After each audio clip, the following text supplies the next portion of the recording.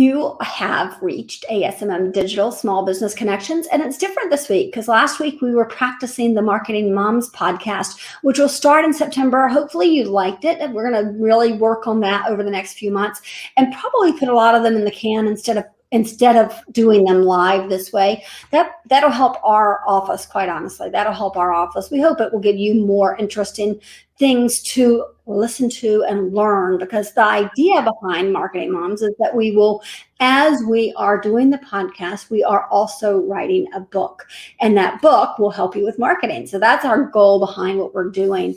We are the podcast right now for entrepreneurs by entrepreneurs. So we interview entrepreneurs in every episode. We give you some ideas of how to put some things to work in your business, and that's our goal. We want to give you stuff that you can put to work right away in your business today. That's what we're looking for.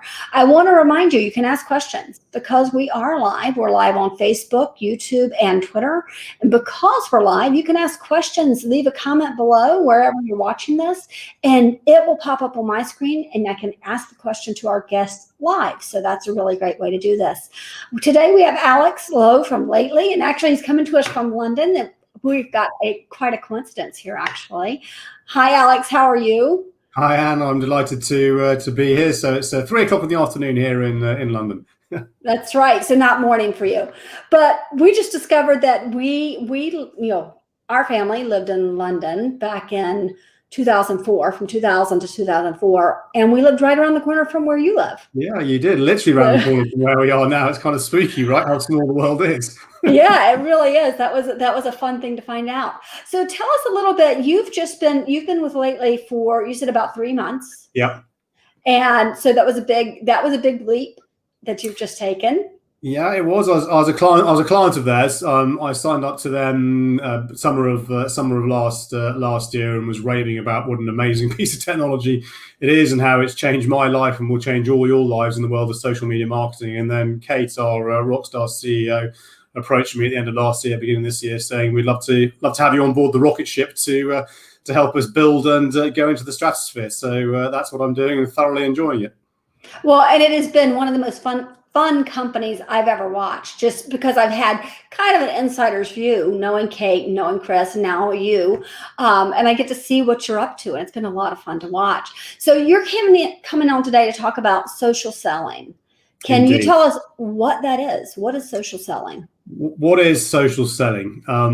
The first thing that it's not is not selling over social, and I believe that's where it's lost all kind of sense and meaning in terms of where it's come from. The key thing around social selling is, how do you use a social channel, whatever that social channel is, to connect and build a relationship, start a conversation with someone, to then turn that into a business opportunity. So it's around nurturing those connections, those relationships through content, to start a conversation with somebody to then turn into ideally revenue, or when executed correctly, you can also create inbound. So yes, it's the outbound aspect in terms of the push message, but also drawing people towards you. I saw that, I read that, you seem like a sensible person, a subject matter expert in your field. I now want to connect with you and learn more around how your products and service can help me solve the business problem that I'm currently facing. Absolutely. This is actually, I just sent out a proposal, and I know I'm going up against another company. And one of the things I said, they said, oh, this other company said they're going to get us this many followers. And I said, well, that's awesome. What are they going to do for engagement? How are they going to get people to talk to you? How are you going to build a relationship? And it floored them, because they said, well, you can do that? Well, yes. Yes, you can. Exactly. Yeah. Not getting followers for followers' sake or engagement for engagement's sake. It's got to be quality over necessarily quantity. Absolutely. And you guys at Latelyai, you're so good at it. It really has been. I feel like I put something up, and I say something to Latelyai, and they're going to say something right back. We're going to have conversations, and I guess we've been using you for about 2.5 years now. So we love the product. So tell us where people go wrong when they're trying to do this, when they're doing social selling. Absolutely. So as I kind of touched on earlier, you see too many people at the moment trying to sell over social, and I've seen a huge acceleration of this over the last kind of 18 months or so, as we were touching on before we came on air, and the impact of the pandemic and what that has meant. So it's that, don't connect and pitch, which we see Right. on LinkedIn all too Oh often. And LinkedIn is now doubling down on that by reducing the amount of connection requests that you can send out on a weekly basis. And also, you need to give consideration around that side of things. It's not only the number of connection requests you send out; it's the number of either do not accept or ignore. I don't know this person, which could potentially get you to have a ban, or the amount of connection requests that are sent and left on pending. So if they just get ignored over a period of time, again, the belief is that if LinkedIn sees too much of that happening, that potentially could impact your account and what you are doing. The other aspect is people look for the shortcut. They believe that maybe social is the panacea to all their problems in terms of driving revenue and driving opportunities. So they then lean on technology and they lean on automation, which may sound strange coming from me when I work for a marketing automation platform, but it's not losing sight that you need the human element in that aspect of where automation comes in. So it's not kind of a spray and pray. It's not doing the pitch and sell, if you will. But it's also understanding that you can't say splurge on LinkedIn or Facebook or Twitter or social for a week and then not do anything for 3 weeks. This has to be consistent, and it's more around the little and often. There is no silver bullet in sales or selling. So it takes time, effort, iteration, understanding who your audience is, understanding where they need to be, and then committing to this. You've got to commit to actually executing on social for this to work. And before I became part of the Latelyai family, I was an independent consultant, an entrepreneur, if you want to use that phrase. And I was doing it for 4.5 years, and every single piece of business that I generated was through social. So no email marketing, no cold calling, no kind of outbound campaigns in that way.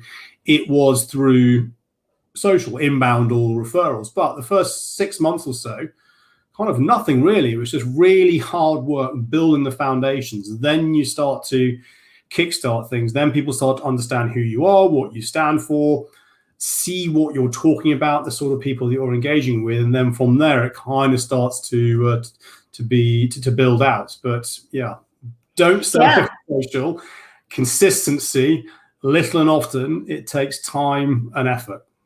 That last bit, it takes time and effort. We have stopped. It took us a while to realize what was happening. There were people who would call us and they're like, we really want to do social. And then we'd start and we realized, oh, they're on their last legs and they think social is going to save them. Yeah. And so we talk them through that now. And if that's where they are, we're like, this is not going to save you. Not if you're on your last legs, if you don't have 6 months, if you don't have the time to build it. So some people will say, I want to work with a new company. I don't want to work with a new company because they don't have a big enough budget. We'd rather work with the new company and get them going because, what is the saying? You're the best time to plant a tree was 50 years ago or today, right? Today, so get started, but be consistent about it. So I think that's absolutely true. Indeed. So. And I think, picking up on that point, and I also believe that, people are chasing the followers, they're chasing, the numbers, and they think that suddenly is going to solve it all for them. Well, you and I know that it's not. It's the quality of the engagement over the quantity of the engagement. And the other aspect of this is content. You need content to be able to start to engage on this. So if you haven't got content, really, you can of course look at third-party platforms like Up Content, brilliant tool to help you kind of curate those interesting articles to help kind of start that conversation. But the other thing to give consideration is when I, my previous life, and even now working with potential clients of Latelyai's, is understanding what you're trying to achieve. What is the end goal? What is that outcome? Where are you actually trying to get to? Because if you can't even answer that, then you can't reverse engineer the process that you need to go through, what channels you need to be on, where your audience is to then get to that end goal and that outcome. As I said, social is not the panacea. It's an extraordinarily important channel to be part of, but it's not necessarily the only channel to be part of. Right, absolutely. And then the other thing that you just said it, there is more to it. It's not just throwing things up on social media. It's about having the content and creating great content. And we hear a lot from people who say, "Oh, I'm going to hire my teenage son to do my social media. He knows social media." And that's awesome. How about marketing? Because Yeah. what we're doing is social media marketing. And how about marketing? Does he get that? Does he know what your core values are? Does he understand your business and your goals? And can you get there from there? So it is so important to be there. So can anybody do this? I was thinking about people, somebody will say to me, "Oh, well, I'm a plumber. Nobody wants to see plumbing on social media." Right? Yeah, I mean, it's a fascinating conversation. So fundamentally, back to outcomes, if you take a step back, and I have global, large organizations are kind of ask me this in a slightly different way, because social selling, employee advocacy, kind of they are blurred lines between the two. But I talk about fish where the fish are. So when clients go, what social channel should I be on? I'm like, well, I can't answer that question. Where are your audience? Where are your audience hanging out? And if they're on social, then yes, absolutely, social selling, or rather social prospecting, if you will, rather than necessarily social selling, absolutely can be for you. And you talk about plumbers. Well, I'm on TikTok because I need to understand how TikTok works. And there are plumbers, there are roofers, there are fitters, there are tradespeople of all kind of different industries on there doing hints and tips and hacks and have incredible engagements and incredible following Right. on TikTok. So, and think about it, whenever I've got a problem with my boiler, what do I typically do? I go into YouTube and go, how can I fix X? And I find a little video which kind of helps me do something on YouTube, which is the biggest search, second biggest search engine behind Google. That said, I remember talking to a lovely lady called Devon Banks and did a podcast with her, and talking about women in technology sales. But she was selling to pickup trucks and pickup truck companies, and actually said the majority of her audience she has to do cold calling because they're not on Twitter, they're not on social, so therefore I don't necessarily use social as my primary source to start the business conversation. So it's back to the outcomes, but then more importantly, your earlier comment, Anne, about I can get my my son or my daughter or someone, whoever, to do the social bit for you. Well, just because they can create an amazing TikTok video doesn't necessarily mean that they're going to help you get to your audience if you don't understand the broader aspects of where your audience is, how they want to engage with you, what they want to engage with, and so on, which comes full circle. It doesn't matter whether you're a solopreneur all the way through to a global organization. If you have an existing client base, go and talk to that client base, have a conversation with them and say, where do you hang out? What social channels do you use? What content do you see that works? Who's doing it well? It doesn't even necessarily have to be from your industry. It's just, what do they find interesting? What type of content do they engage with, wherever that content might be? Learn from that and then start to build that into your overall go-to-market strategy to support your social selling kind of program, and then execute upon that accordingly. But then it comes full circle back to consistency. You need to be Right, it does. Yeah. And and we hear a lot, people will say, "Oh, well, I'm an attorney, I should be on LinkedIn." And I'm like, "That's great. And yes, probably you should be on LinkedIn. But how many of your DUIs, your drinking and driving people, are on LinkedIn as opposed to Facebook or Instagram? So where are those people now? Because those are the people you're trying to reach, and that's what people forget. They think of what do I do? I'm a professional, so I should be on LinkedIn. That's my place, and instead of thinking, where are the people who are actually looking for me? 100%. And talking of attorneys, and I do a lot of work with law firms, having worked at a law firm in London for 3 years. It's amazing the amount of lawyers that are actually on TikTok, for example. Yeah. I interviewed Anthony, I can't forgive me his surname, called The Lawyer. So he's at The Lawyer on TikTok. He's got over 2 million followers. He's verified. He's based down in Florida, and he generates business through TikTok because some fun videos and shorts. If you're stopped basically to say say no comment or don't answer any questions when you're being interviewed. I'm not a lawyer in any shape or form, but absolutely, Anne, to your point, yeah, LinkedIn's a good place to be, but fundamentally, where are your clients hanging out? If it's Twitter, if it's Facebook, Insta, TikTok, I mean, Snap, probably not so much. Then be there. But that's also where organizations also fail, is they spread too thinly across all channels because they think they need to be on all channels. And then they do a really poor job of executing that. So you think, oh, they're on Twitter. Oh, they haven't tweeted for the best part of 6 months. Oh, okay, that's kind of disappointing. And that starts to impact that overall kind of experience that you provide for them. So it's far better to try and start narrow. So in a B2B context, it is highly likely it's going to be LinkedIn and Twitter as your two primary channels. Get those right, and then start to either repurpose your content across other channels if you can, or if you're starting to move into video, get good at text first, i.e. blogs and all that kind of stuff. Then start to give some consideration around, how you might then leverage video and then repurpose those across different channels. I'm going to veer off topic here for a minute because you mentioned blogs. And I was thinking about this morning. I go for rides and then I think, and this is what I did. So this morning I was thinking about blogs and how misunderstood they are. People will say, I had this great blog, and then they think that's the end of it. So how do you suggest for people, what is a blog?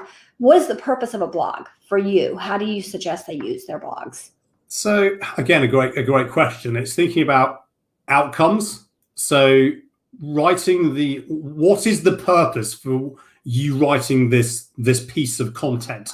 Let's, blog, white paper, whatever you want to call it. LinkedIn now has 3,000 characters, on a post. So a LinkedIn post now can be almost a blog in its own right. So it's thinking about the audience. And I always think about it this way. If I can get one more person to think differently about an idea or a business challenge or something, then for me that has worked. But it needs to be part of something broader, and ideally it's to get somebody to think differently to then do something. You don't necessarily need that call to action, come and find me to learn more type sort of thing, but it's around, okay, that's an interesting perspective. Haven't thought about it from that perspective.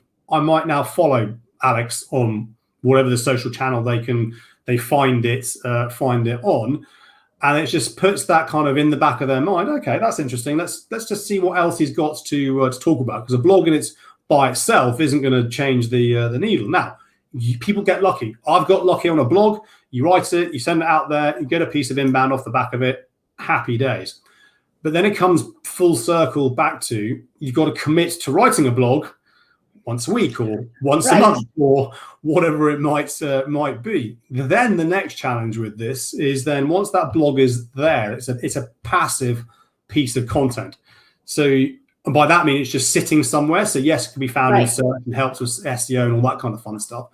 But your audience is dynamic on social. It should be ever evolving and ever growing as you kind of build it out. Therefore, when you talked about it and wrote it and shared it, let's say January, February, March, April, May, and the rest of the year are still important months. And provided the context or the content of the blog is still relevant 6 months down the line, you need to be constantly pushing that and recycling that and repurposing that back into your networks. How do you do that? You write unique social media posts from your blog, and then you put that into your scheduling tool of choice. That takes time and effort, and that's fundamentally what I was doing before I became a client of Latelyai. Is I was doing that manually and took a huge amount of my time and my life and found it very tedious. I then saw what Latelyai were doing and then said, take my money, because this is an amazing piece of kit. And only your listeners want to find out more, either connect with me or go to latelyai.ai and you can find out. But that was exactly, and usually I say, oh, we don't want you to sell on here, but I do want you to tell this, because I had the exact same reaction when Chris Bro called us and he told us. I said, oh, take my money. Here, let's get started now. And so explain a little bit about how it works, because it is It's like magic. And it saves me so much time. Yeah, I mean, it is, and that was my initial reaction when I saw it. I was like, "There's no way," and then I was like, "This is insane." So, in very simple terms, we have a layer of AI which learns. So it understands your style. It starts to create a writing model based on you. Now, you need historical content, ideally, for it to learn from. You've already posted out on social channels. You need content to feed it: blog posts, videos, webinars, podcasts, etc., etc.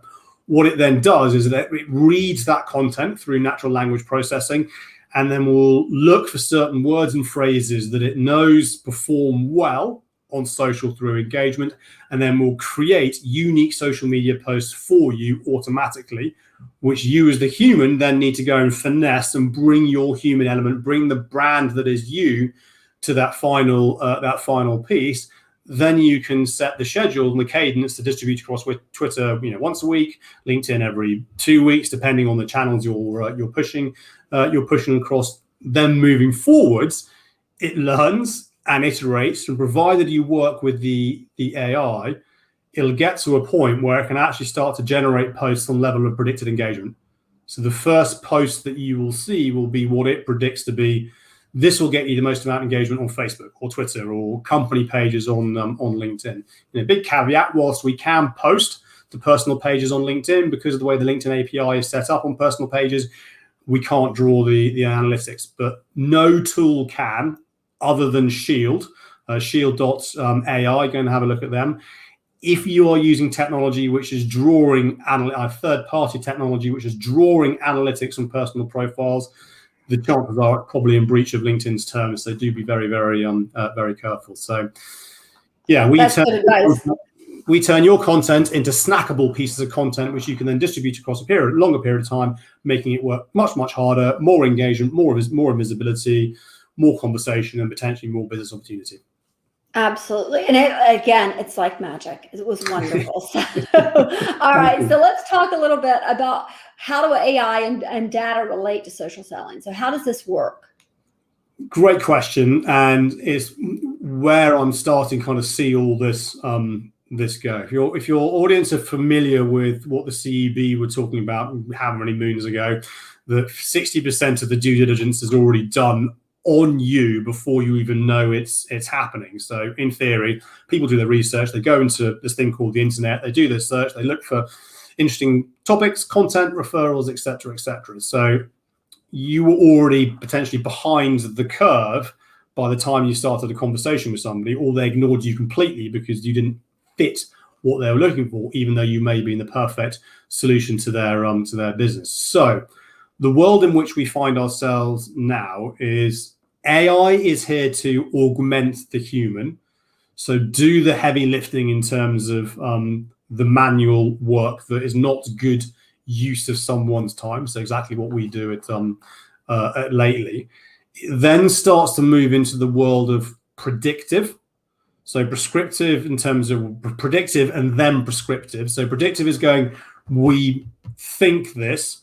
The next layer is prescriptive. So we think this and you should then do this. We're not there yet in terms of the prescriptive side of things, but it's fascinating looking at what the likes of Microsoft, Google, Amazon, etc. are doing. But what's really interesting though is there was an article written back in 2017 by a lady whose name, again, forgive me, escapes me, but she quoted a lady called Katrina Neal, who was at LinkedIn then, she's now at Cisco. And she said, I paraphrase, any marketing exec that goes into a data-driven leadership meeting and starts the sentence with, I think, will probably be asked to leave. And this is back in 2017. And where are we now? 2021. Yes, 2021. So the world shows how long it's taken us to get to this point. But with the greatest respect in the world, with the types of technology tools that are out there. So answerthepublic.com, brilliant tool, which you can use for free. You go to Answer the Public, you type in a topic. It tells you how people are searching around that topic. So what you can now do with Answer the Republic is start to create content based around how people are searching. So leveraging AI, leveraging data, which is at our fingertips, it can now start to guide you around, these are the sorts of topics I should be talking about. These are the sort of things that I should be thinking about. As you then start to move up the scale in terms of the size of the organization, bigger spend, more data, et cetera, we're starting to move into, so if I think of what Microsoft Dynamics is doing with its CRM system, is what they have AI for sales insights, which I appreciate may not be at the level of where your audience is, at where it's going. The system now goes, hey, you haven't contacted this organization for 3 months. Do you want to, what do you want to do? These are the people you should be talking about. These are the people that have changed roles recently. This is what they've been sharing and talking about on social. Here is some what LinkedIn through Sales Navigator calls icebreakers. Here's some topics of conversations you might want to think about starting that conversation with these people. Doesn't necessarily mean you do it, because Kate's point around the human, you still need to have the human element in it. But this is the direction of travel that the industry, the sales tech, MarTech world is going.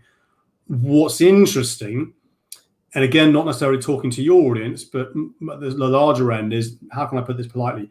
The lack of understanding at a very senior level of the art of the possible today, possibly because they're putting their head in the sand.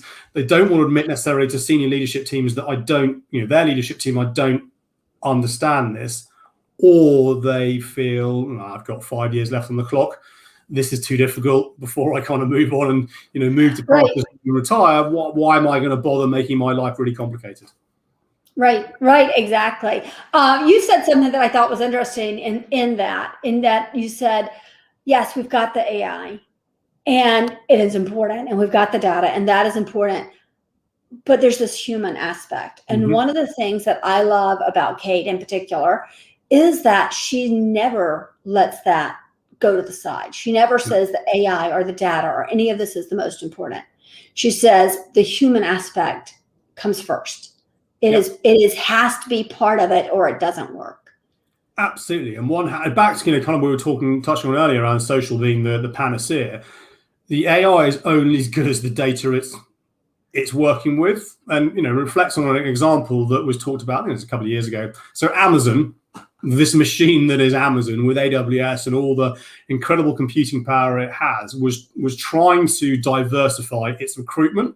So basically stop hiring middle-aged white men into their teams. So they thought, we'll put a layer of AI on this to help us diversify how we recruit.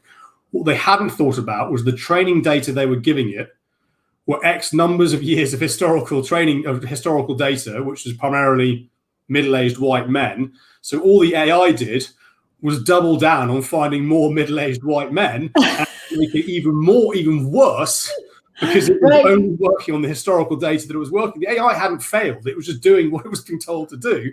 But nobody thought about, hang on a second, this is not good training data for the AI to achieve the outcome that we're trying to achieve. But the human hadn't necessarily thought about that or had that gut instinct. And sometimes the gut feel is important. And Lately's a brilliant piece of technology, but I look at the word clouds and it's guiding me to do something. And I go, yeah, I get that you want that, but for me that just doesn't feel right. So I'm going to take over and say, no, ignore that word or that phrase and work with what in my gut instinct I feel to be true. So it's not. Yeah. Yeah, it's definitely, you've definitely got to put you've got to go with your gut instinct. You have a personal brand. You understand it. You get it when you're putting stuff out there, or you have a business brand. You get it. So it is important to keep that human part in there. All right, I want to talk about your favorite book. So you said predictive analytics. Tell me, it had an interesting subtitle. Yeah, I'm now looking at this screen so I can actually read what it says. So predictive analytics, the power to predict who will click, buy, lie, or die. So I'm a data geek. I'm fascinated by all this side of things, and I want to learn. I want to understand where the new world order is going, because it's coming at us like a tsunami, whether we like it or not. And what was interesting is he originally authored it back in 2013, and then there's newer editions that have come out.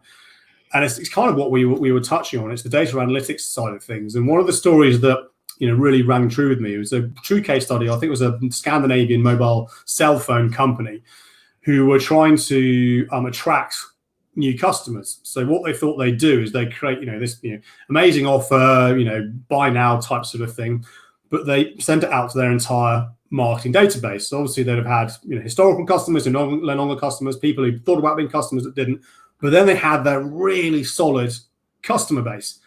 What they found with this campaign, it actually did the wrong thing. It woke up some of their longest serving clients and paying customers by telling them there's this new deal. And so the customers who had no intention of leaving went, oh, hang on a second, if they're offering a new deal, who else is offering a new deal? And typically we all know that if you go to a competitor going, I'm already paying this, they'll always do an 18-month contract, straight out the gate at considerably cheaper. So it actually created more churn from their existing customer base rather than what they were trying to achieve, which was generate new customers. And it also touches on influence, which is a really almost difficult concept to grapple with from a marketing perspective. You and I could see exactly the same blog post, social post, advert, whatever. We will react to it very, very differently. So It's around how do organizations kind of use data and analytics to understand how can we influence the audience that we want to influence to do what we want to do versus the audience that we don't want to do. And he touches on the on politics and how this has actually been around for a long time, even pre kind of Cambridge Analytica and all that kind of stuff.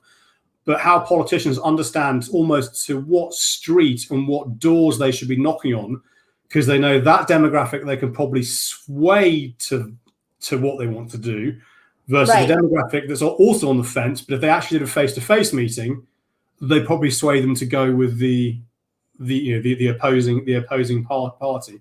And some just really fascinating other case studies in there of real world brands and organizations of how they do this, and then things like insurance and actuaries are basically paid to work out when you're going to die, and therefore how much your payout should be in terms of the policy, and the risk reward. It's quite a morbid thing, but it's how they work. So anybody that's interested in all of this, especially as a starting off point. And the great thing about it, I'm by no means an expert in any shape or form. It's written in a way that a normal human being like me can understand, rather than some of them which are quite heavy on the data and the AI. And you get in and go, oh, this is hurting my small brain a little bit too much.